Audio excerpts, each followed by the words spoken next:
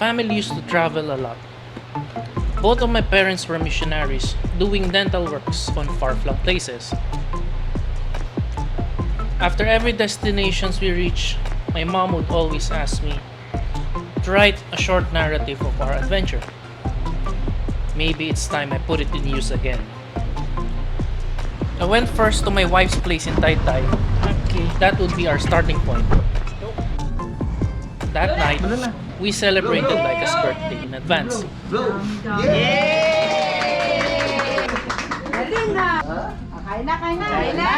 Then, 4 a.m. came. Time to leave. Pack the car to the brim because we're bringing a lot of stuff.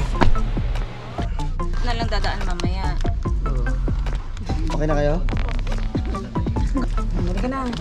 Oh, boy, bakit ka? Bye-bye. Bye-bye. Bye-bye. The travel was smooth because we went earlier, way before the Lenten season arrived, to avoid the grueling traffic. Topped up our fuel because it's gonna be a long ride.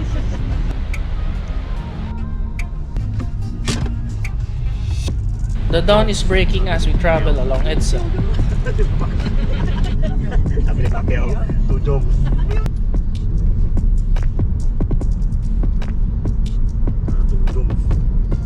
The number of times I have been to Ilocos region could be counted with my fingers. 3 to be exact. First was in Tagudin, Ilocos Sur. Second was in Lawag. Third was when I proposed for marriage to my wife. And this would be my 4th time. And this one is special.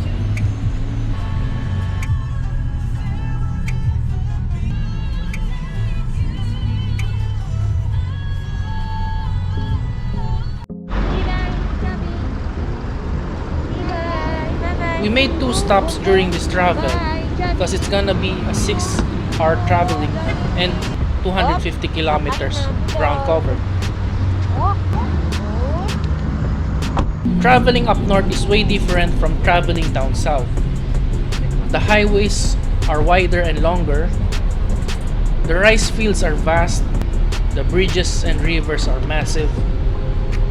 Coconut trees are lesser. Fewer factories and subdivisions as well. Punuin nila Lenny yan.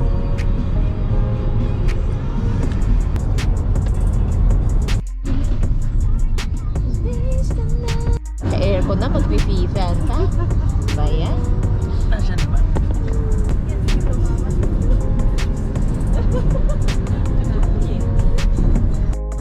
You know you're traveling up north when you see Mount Arayat in Pampanga. Majestic, isn't she?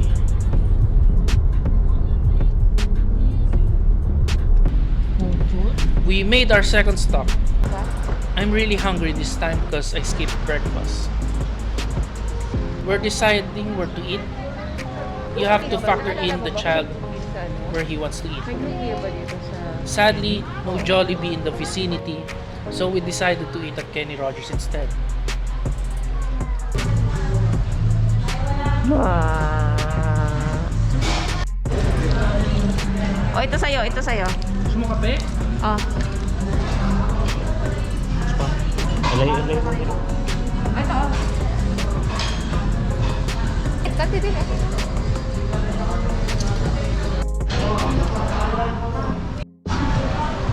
Nilipat niya.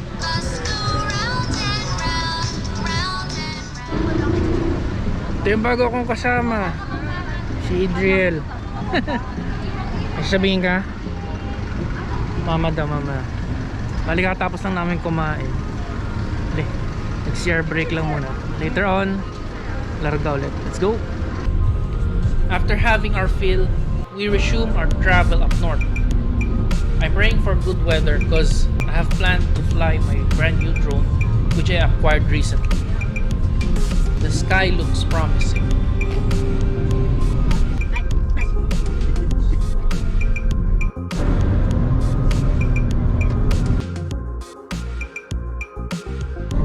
We exited at Carmen, Pangasinan and passed by several towns. I marvel at the roadside trees. They are happy because the ones we have here in Batangas had been cut down.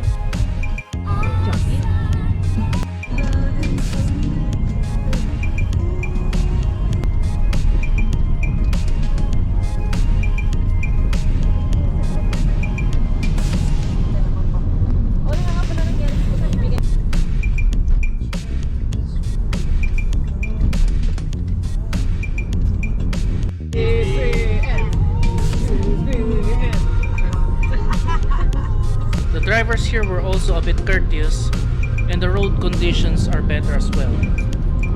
The town of San Quintin is really laid back in essence, unadulterated by the bustling urbanization and modernization of other towns. It is peaceful and pure to the core. No wonder my in-laws love this place.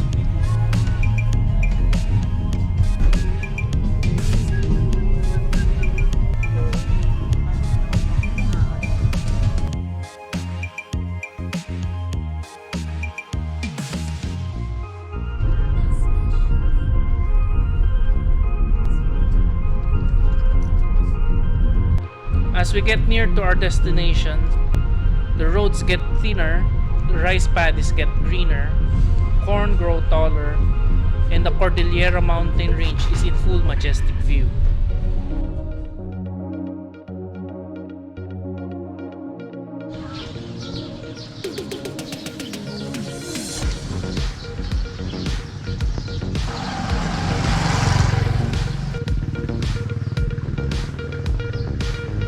As we arrive to my in-laws' place, well, honestly, I'm not good in pleasantries because of my introvert nature, but I'm glad seeing them in good health.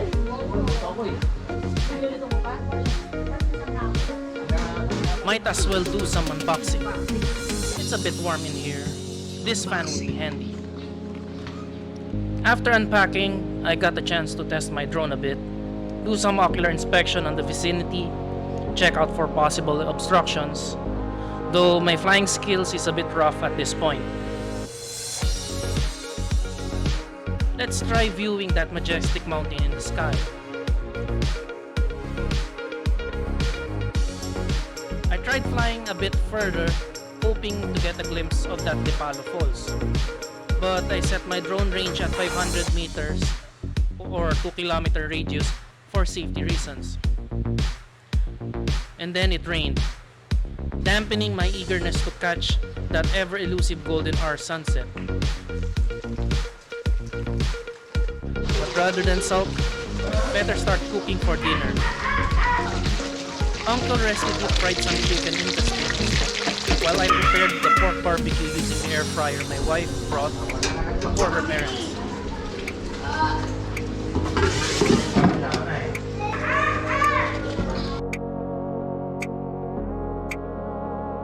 The pork cooked well as expected. Now I'm an air fryer convert. After cooking, the rain stopped as well. I tried catching another chance to fly and show off my drone to the kids. I'm really hoping to get some golden hour footage, but the sky looks gloomy after the rain.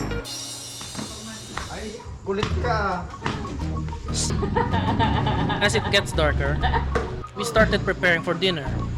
There were plenty of mouths to feed. I am hoping they like my pork barbecue, because I'm really unaccustomed to what the Ilocanos prefer when it comes to food. It was a hearty meal, happy and fulfilling. Some small talks and laughter. Everything went well as I hoped for. But the day needs to end because we'll be traveling again up north. Better get some decent rest because we'll be having a great adventure tomorrow.